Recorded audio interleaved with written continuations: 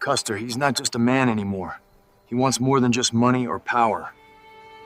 He wants the map. Her father broke her arm and forced her to beg at the streets until a cowboy drew his gun and changed her fate. Apache Junction, Arizona Territory, July 1883. Folks already called the crossroads Apache Junction, though the maps hadn't caught up yet. The sun here was a ruthless judge, its verdict delivered in blistering heat that cooked the very air. The town itself, a collection of sun-bleached wood and dust, felt less like a place and more like a graveyard for lost souls. Dusty, a man whose bones ached with more than just age, sat hunched against a weathered post outside the saloon, his right leg a constant, twitching reminder of a long-forgotten skirmish. He was a ghost haunting a land he no longer recognized, a cavalry scout haunted by the uniform he'd left behind, and the permanent scar on his soul, the memory of the Washita River massacre. The screams of the women and children, the smell of blood and smoke, were a wound that festered in the silence, louder than any drunken revelry. He had come to Apache Junction to find oblivion, to bury his past under layers of whiskey and grit, but oblivion was a luxury he couldn't afford. If you love Wild West love stories, flood the comments with 1 second, and your place, tell me where you're tuning in from. He counted his breaths the way a man counts the last coins in his pocket, feeling the rasp turn to a saw blade in his chest as the heat pressed down like a lid. Somewhere a fly ticked against a window pane, and the town clock coughed out a tired chime. The distance, no more than 100 feet, stretched absurdly long, like a rope he'd once held and then let slip while a good man fell. His palm, calloused and rough from years on a gun, was slick with a cold sweat that felt impossibly salty in the dry air. He knew his hands were shaking, a betraying tremor that had become more frequent of late, a physical manifestation of the constant, low-grade fear that had become his only companion. The world around him was a blur of sun-scorched colors, the dusty greens of saguaro and yucca, the pale yellow of mesquite bushes, the stark brown of the rocky hills, and he felt himself dissolving into it, becoming one with the landscape, just another piece of forgotten debris. But then he saw her. Not walking, but tied to the weathered post that held the sign for Custer's mining company. A thick, coarse rope bit into the skin of her wrists, holding her fast, and her long black hair was braided with delicate turquoise beads. Her face, though young, held an old kind of wisdom. She was a daughter of the ND, the Western Apache people he had once been ordered to hunt, and the irony of it was a bitter taste in his mouth. Her elbow never set right. Her father had twisted it years ago to make her bow for coins outside mine offices. A tattered basket of hand-woven goods and intricately beaded jewelry lay at her feet, a stark contrast to her imprisonment. Dusty saw the way she flinched when a burly miner, his face a mask of drunken lust, shouted a lewd comment from the saloon door, but she didn't look away. Alara, about 20, kept her head held high, her eyes a shield against the ugliness of the world. He recognized that look. It was the look of a person who had been broken but still refused to shatter. A cold dread settled in his gut as he looked at the large storefront of Custer's mining company, a place whose very name made his blood run cold. He had served under Major Elias Custer, a man he knew to be a predator who fed on the innocent, a man who believed that honor was a weapon to be used against the weak. A few minutes later, Custer's bloated frame emerged from the storefront, holding a knife. He walked over to Alara, and with a single, sharp cut, he severed the rope. She fell to her knees, her wrists red and raw from the friction, but she didn't make a sound. Custer sneered, flicking a single coin at her feet. "Get on with it," he grunted, his voice a low growl. "Your father's debt won't pay itself." It was a scene Dusty had witnessed countless times, a powerful man preying on the powerless. But this time Dusty could not turn away. His personal code, the one thing that remained of his honor, demanded action. He finished his whiskey, the burn in his throat a welcome distraction from the inferno in his soul. He pushed himself off the post, his joints protesting with a dull ache, and began to walk. Every step was a commitment, a promise to himself and to the ghosts of his past. He was here to fight, He was here to atone. He approached the young woman, his presence a silent challenge to Custer's casual cruelty. The former major's eyes narrowed as he recognized Dusty. Well, if it's not Dusty Callahan, the cavalry's finest tracker, Custer sneered. Lost, are we, soldier? You're a long way from home. Dusty ignored him, his eyes fixed on the young woman. Are you all right, miss? He asked, his voice low and raspy. Ilara looked up, her dark eyes wide with surprise. I am fine, she said, her voice barely a whisper. She's my business, Callahan, Custer growled, stepping between them.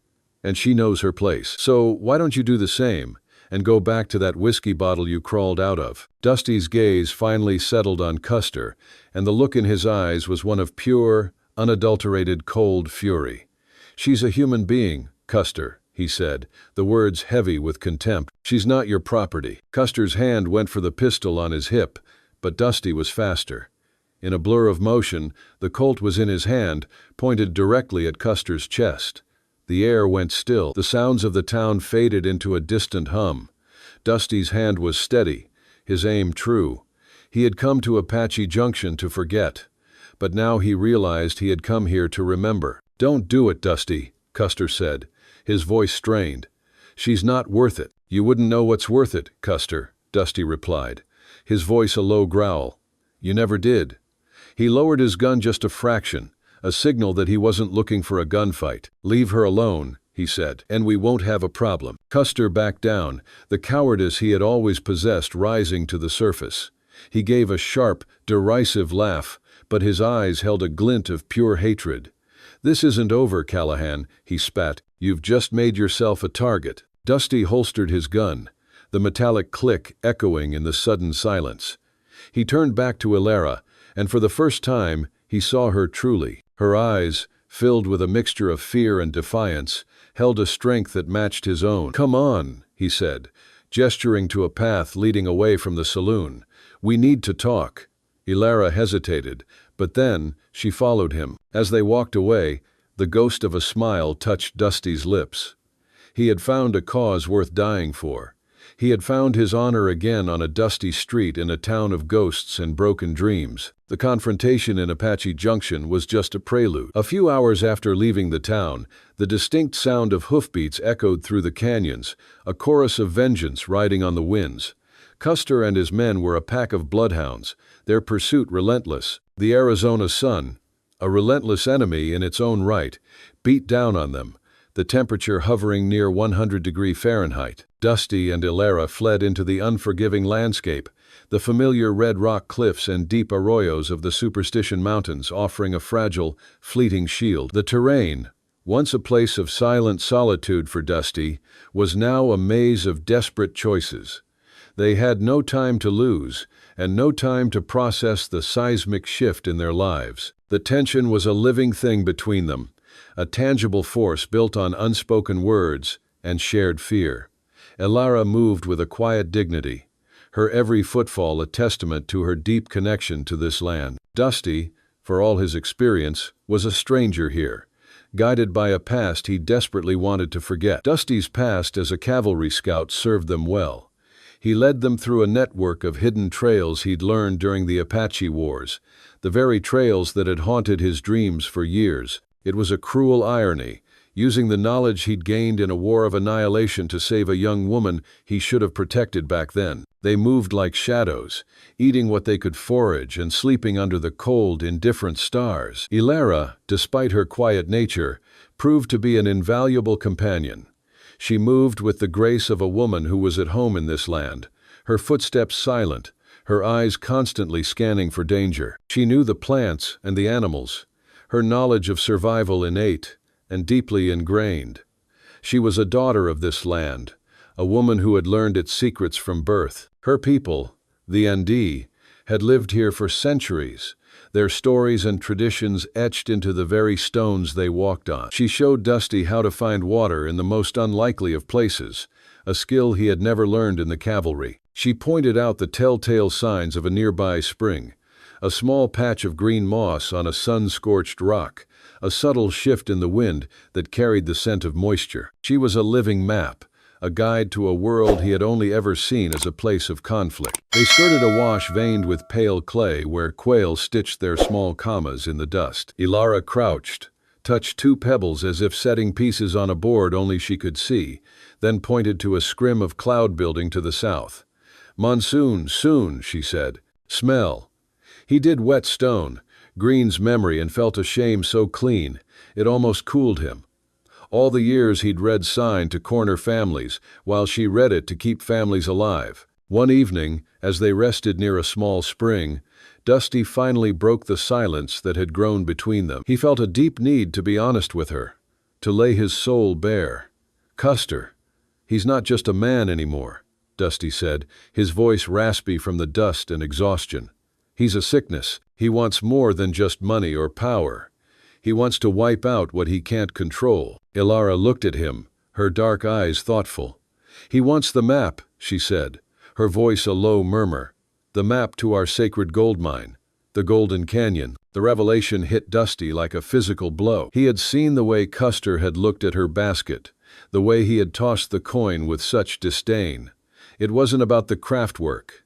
It was about something more, something hidden. He had been a tracker, a man who saw the world in patterns and signs. But this was a new layer of complexity, a new kind of hunt. Ilara's revelation gave Custer's actions a new, more sinister meaning.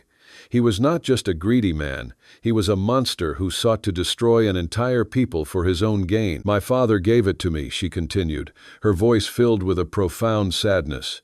"Before they killed him, he said it was our last hope, the last piece of our world that we could truly call our own. We were to protect it from men like him."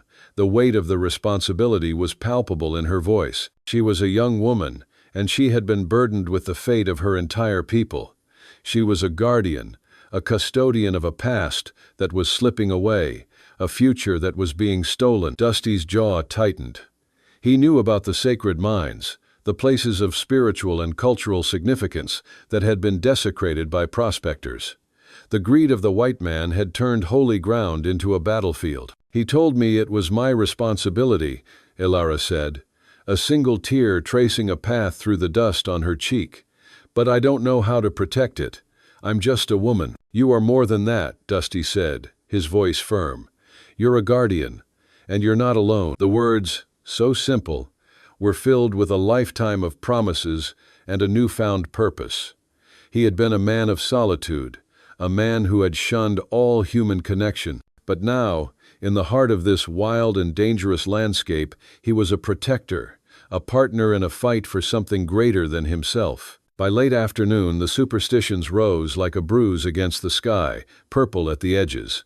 Ilara pointed with 2 fingers, teaching him the wind's grammar, the way a vulture's tilt meant carrion water, the way a line of ants meant seep and shade, and he realized with a small ache that he'd learned trails as a weapon, while she had learned them as a prayer. The night brought a different kind of beauty, a cool, quiet stillness that was a welcome change from the day's brutal heat. The coyote's howl echoed through the canyons, a lonely cry that was both mournful and wild. The Big Dipper, a familiar sight in the star-studded sky, seemed to be a guiding light, a silent promise of a way forward. The next day, as they climbed a steep, rocky pass near the Seven Sisters, a row of Hoodoo's locals had named Custer's men finally caught up.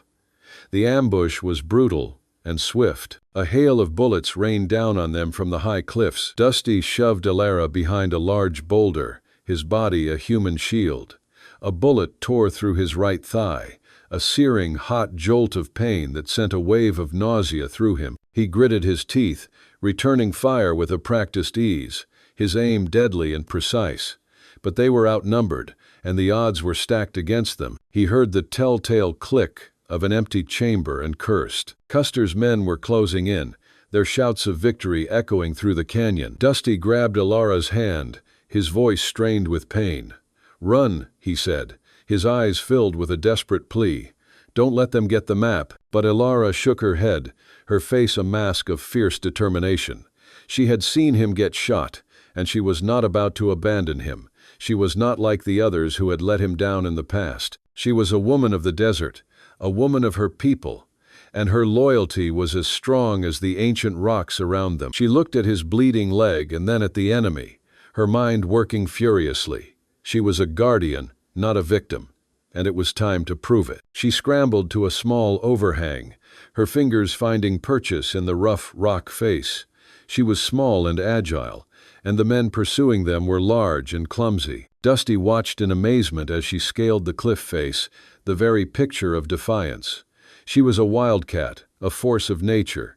She was not just a woman, she was a warrior. She reached the top and, with a shout that was a mix of triumph and rage, she pushed a large pile of loose rocks and stones down onto the men below. A shower of deadly missiles rained down on their heads, scattering them in panic. Taking advantage of the chaos, Alara returned to Dusty's side, her face streaked with dust and triumph. She ripped a piece of cloth from her dress and wrapped it tightly around his leg, using her knowledge of the medicinal plants to stop the bleeding. "You are not dying here," she said, her voice filled with a fierce conviction. "We will get to the mine. We will be safe." Dusty looked at her, and for the first time, he saw not just a victim he had to save, but a partner in a fight for something greater than either of them. The pain in his leg was still there, but it was overshadowed by a new feeling: hope.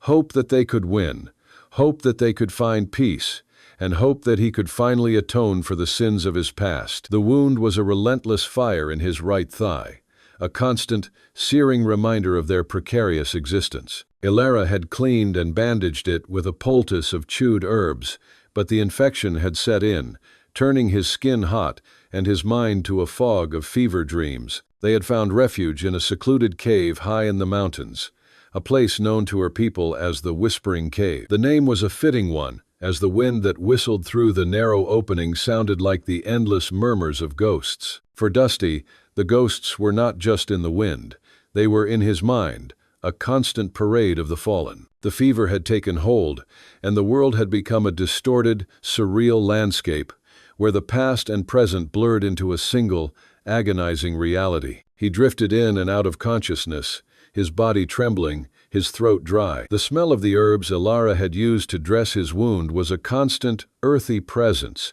a faint hope in the midst of his despair. In his dreams, he was back in the cavalry, his face streaked with mud and powder smoke, his heart pounding with the rush of the charge. He saw the faces of the Ndi women and children, their eyes wide with fear, their pleas echoing in the silence. He saw his younger self, a man who believed in the righteousness of his cause, a man who had yet to learn the true meaning of honor. The past was a heavy shroud, suffocating him, drowning him in a sea of guilt. The sound of the wind was a phantom chorus, a ghostly echo of the screams he had heard so long ago. Every ragged breath was a struggle, every heartbeat a drumbeat of regret. He was a prisoner in his own mind, trapped by the memories of a life he had once been proud of, and now he was a captive in a cave, his life in the hands of a young woman whose people he had once been ordered to kill. Time puddled and dried in him. He dreamed of a flag he could not fold, of a chaplain without a face, of a woman's braid cut and coiled like a sleeping snake. The beads rolled again, 1, 2, 3, 4, 5, 6, and would not stop humming. He tried to say sorry, and his tongue was a strip of leather. The cave's flute note thinned, then widened, until it sounded like wind through cavalry guidons on a parade ground that had never been consecrated and never would be. When he finally woke, the fever had broken, and Alara was sitting beside him, her hand on his forehead, her eyes filled with a deep, sorrowful compassion. He saw his own shame reflected in her eyes, the shame of a man who had once been a part of the very system that had caused her people so much pain. The pain in his leg was still there, but it was a dull ache now, a manageable discomfort. He looked at her, and a feeling of profound gratitude, so foreign to his soul, washed over him. "I need to tell you something," Dusty said, his voice a hoarse whisper. "I need you to know who I am." Alara shook her head. "I know who you are. You are the man who saved me." "No," he insisted, his voice trembling with the weight of the confession. "I was a cavalry scout. I was there at the Washita River in 2068. I told myself it was duty. It was murder. The words tumbled out, a torrent of guilt and regret that had been building for years. I was told it was for the good of the country, for manifest destiny, for progress, but it was just murder. His voice broke, and he turned his head away, unable to look at her. Your father, I may have seen him. In one of the raids. I don't know if I was the one who, but I was there. I was a part of it. The confession was a physical release, a weight lifted from his shoulders, but it was also a moment of terrifying vulnerability. He had confessed his greatest sin to the person who had the most right to hate him. The silence in the cave was deafening. The only sound was the whispering wind, a ghostly echo of his confession. Ilara was still, her face an unreadable mask. Dusty waited for the anger, the hatred, the condemnation. He waited for her to walk away, to leave him to die alone. It was what he deserved.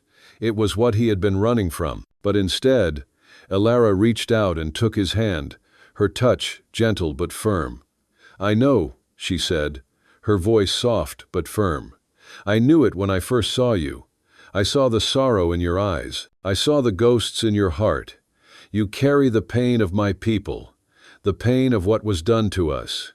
You are not a monster. You are a man who has lived with a heavy burden.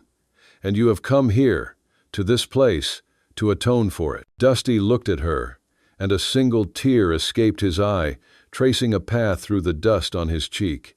Her forgiveness, so freely given, was a balm to his shattered soul. It was a gift he didn't deserve, but it was a gift that he desperately needed.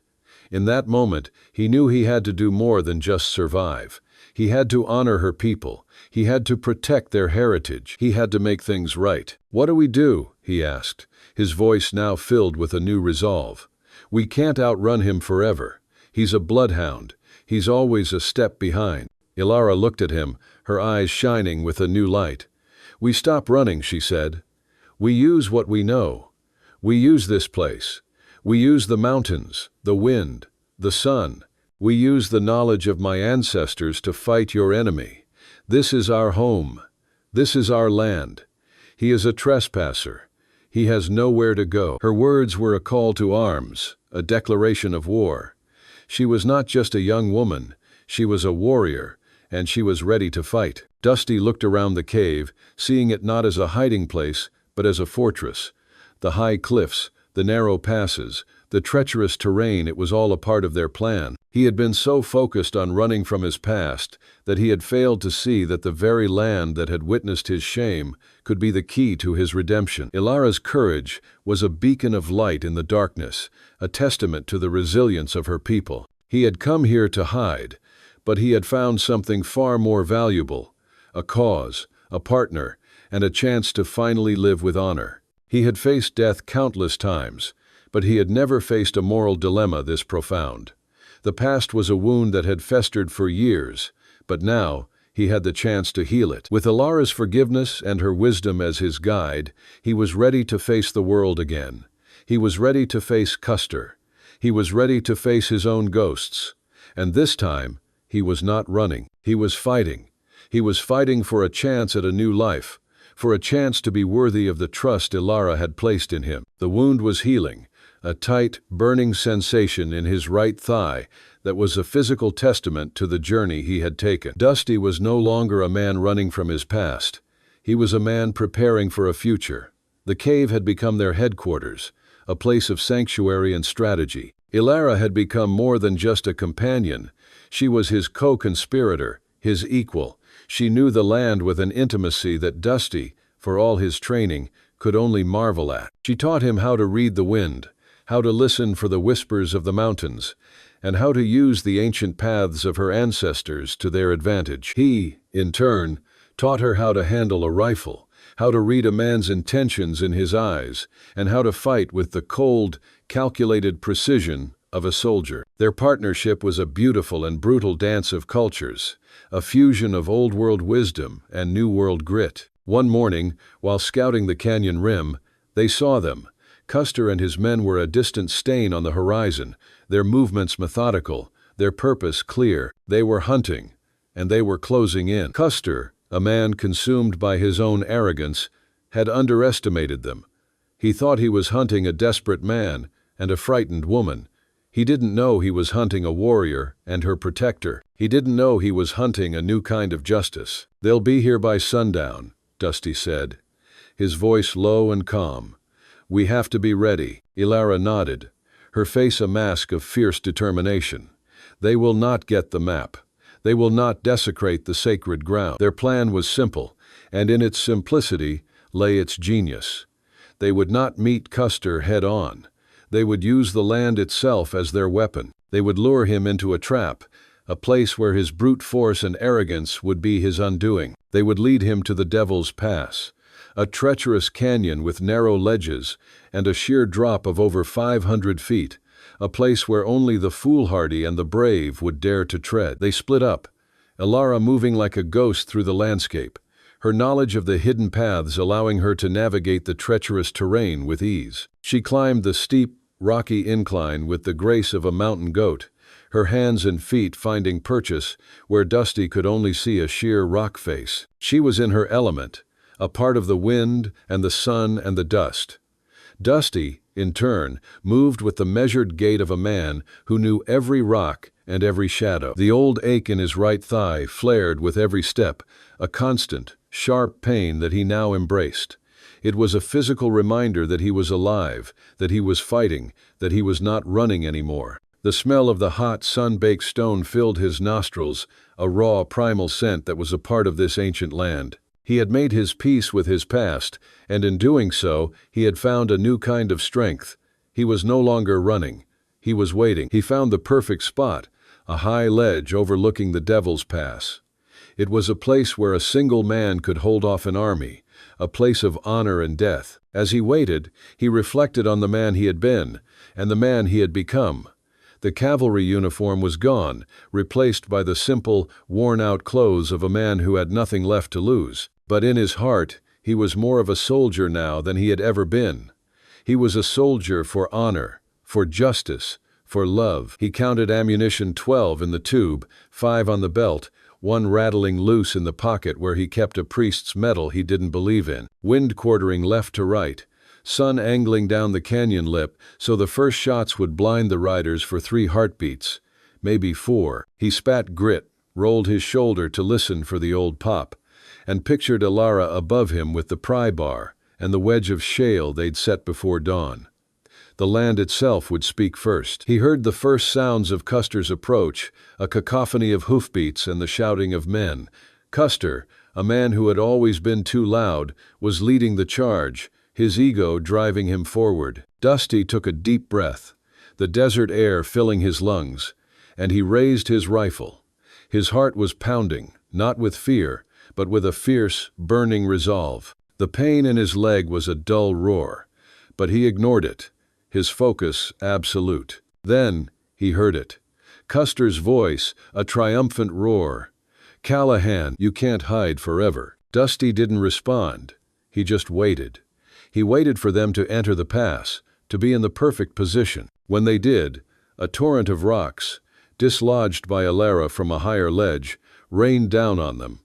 Custer's men scattered in panic, their horses screaming in fear. The chaos was a symphony of vengeance, a song that had been a long time in the making. Dusty began to fire, his shots clean and precise, picking off the men one by one. He thumbed fresh rounds into the loading gate, never taking his eye off the pass. He had 12 rounds in his rifle, and he knew he had to make everyone count. He aimed for the legs, for the shoulders, for any part of a man that would make him fall. The distance was about 60 to 80 yards, a manageable range for a marksman of his caliber. He was a ghost in the canyon, a vengeful spirit of the land he had once been sent to conquer. He was not just fighting for his life, he was fighting for a people, for a way of life, for a past that had been stolen. He could feel the wind shift, a sudden gust that would throw off his aim, but he adjusted instinctively, a part of the land, a part of the fight. The echoes did strange math, 1 shot into 3, 3 into many, and the horse's panic wrote zigzags on the shale. Dusty kept his cadence. Breathe, sight, press never yank and let the recoil be a metronome. Twice he waited out the wind, once he let it take the round a hand's width and was grateful. A man dropped, clutching his shoulder instead of tumbling clean into the abyss. Mercy wasn't the plan, but it kept arriving anyway, stubborn as mesquite. When the dust settled, only a few of Custer's men remained, and they were quickly dispatched. And then there was just Custer, his face a mask of fury and desperation. He was alone, his men gone, his plan in tatters. He looked at Dusty, and in his eyes, Dusty saw the same arrogance and cruelty he had seen on the battlefield. Custer was a man who had never accepted defeat. "You're a traitor, Callahan," Custer spat, his voice filled with hatred. "You're a damn traitor to your own people." "My people are the ones who fight for what's right, Custer," Dusty said, his voice cold. "My people are the ones who don't hide behind a uniform and kill innocent women and children. That's your legacy, Custer. It's not mine." Then, Custer revealed the truth. "They blamed me for the massacre at the Washita River," he said, his voice shaking with rage. "But you were the one who saw it, Callahan. You were the one who saw everything. You just didn't have the guts to say it."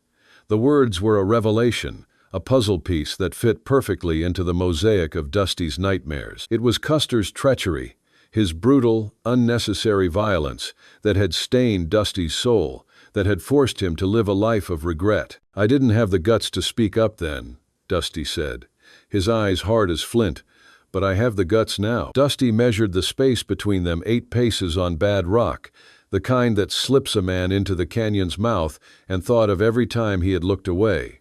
He stepped in on the beat of his own name, Callahan, let the first swing whistle past his ear like a hornet, and set his weight the way an old sergeant once taught him. Knees soft, heart hard, hands honest. Custer lunged, his desperation a final, fatal mistake. Dusty met him head-on, their fists flying, their bodies a blur of motion. It was a brutal, no-holds-barred brawl, a clash of 2 men who had once been on the same side, and now represented 2 different worlds. Dusty fought with the cold, calculated precision of a soldier. Custer fought with the wild, desperate rage of a cornered animal. In the end, it was Dusty's honor that won out. He landed a final crushing blow, and Custer fell to the ground, defeated. He was a defeated man, stripped of his power, his wealth, and his dignity. As the sun set over the canyon, painting the sky in a blaze of orange and red, Dusty stood over Custer, his chest heaving with exertion. He had won. He had won not just for himself, but for Ilara and for the ghosts of the past. He had finally atoned for his sins. He was a free man. Ilara came to him, her face filled with a mixture of pride and relief. She looked at Custer, her eyes cold. "He will not have the mine," she said. Dusty nodded. "Number he won't." He took Ilara's hand in his, and together they walked towards the setting sun. The past was behind them, a dark cloud that had finally dissipated. The future was ahead, a new horizon, a new beginning. The sun was a painter's masterpiece, streaking the sky in shades of orange and violet as Dusty and Ilara made their way back to the Whispering Cave. The silence between them was no longer one of tension but of profound peace, a shared understanding that words could not capture. Custer was defeated, his empire of greed and cruelty crumbling without its brutal architect. The sacred gold mine remained a secret, a sanctuary for a people who had lost so much. But the true treasure they had found was not in the earth. It was in the honor and love they had forged in the crucible of conflict. Dusty, a man who had lived his life as a ghost, now felt his soul anchored to the world, to the woman walking beside him. The weight of his past had not vanished, but it had been transformed into a new kind of strength. He had faced his demons, and in doing so, he had earned the right to stand tall. They stood at the entrance of the cave, looking out at the vast expanse of the canyon. The wind, once a chorus of ghosts, now sang a song of freedom. Ilara held her father's map in her hand, the faded lines and symbols a promise of a future she could finally choose for herself. "What will you do now?" Dusty asked, his voice low. 12 to start," she said, her voice filled with a quiet passion. "Maybe 15 by winter. We will build a small schoolhouse, perhaps with a thatched roof and walls of clay. There, we will teach the old words and the new laws. We will teach our children how to stitch moccasins with the old patterns and how to sign a contract no white man can twist. We will keep baskets and ledgers side by side. Her vision was a beacon of hope in a world of darkness. She had taken the pain of her past and transformed it into a force for good. She was not just a survivor, she was a creator. The raw courage of a Wild West love story was in her soul. She had found a purpose, a mission, a reason to live that went far beyond mere survival. She envisioned a small garden for medicinal plants, a place where the elders could pass on their knowledge to the young. It would be a place of healing, a place where old wounds could begin to mend, where the laughter of children would echo in the canyons, a sound far more precious than any gold. "And what about you?" she asked, turning to him, her eyes searching his. "What will you do?" Dusty looked out at the horizon, at the endless expanse of the desert he had once used as a hiding place. He thought about the man he had been, a man running from his sins, and the man he had become, a man who had faced his demons and emerged victorious. He had found his honor again, a true cowboy love story, and he had found a kind of peace he never thought possible. The scar on his right thigh was no longer a symbol of pain, but a badge of honor, a reminder of the fight he had won.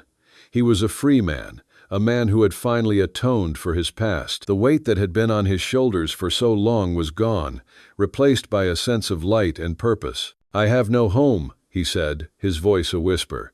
"I have no people. I'm just a man with a gun and a scar." The words were a statement of fact, not a complaint. He had lived a life of solitude, and he was comfortable with it. Ilara reached out and took his hand, her touch gentle but firm.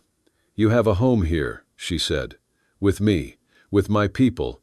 The canyon is your home. My heart is your home." She was offering him something he had never dared to dream of, a family, a purpose, a future, a true Western love. Dusty looked at her, and his eyes filled with a raw, powerful emotion that he hadn't felt in years. He saw in her eyes a future, not of solitude and regret, but of companionship and purpose. The desert had always been a lonely place for him, a place of silent suffering, but with her it was a place of endless possibility, a place of healing, a true Western love story. They had found in each other a solace and a strength that transcended race and time, a testament to the enduring power of love and redemption. A single eagle circled high above them, a beautiful, silent omen, making 3 slow, deliberate circles before disappearing into the setting sun. The setting sun cast their shadows long on the canyon floor. 2 souls, once broken by a violent past, now stood on the precipice of a hopeful future. The journey from Apache Junction to this moment had been long and treacherous. They had a home, a mission, and each other, but the open road beckoned, a new adventure, a new chapter.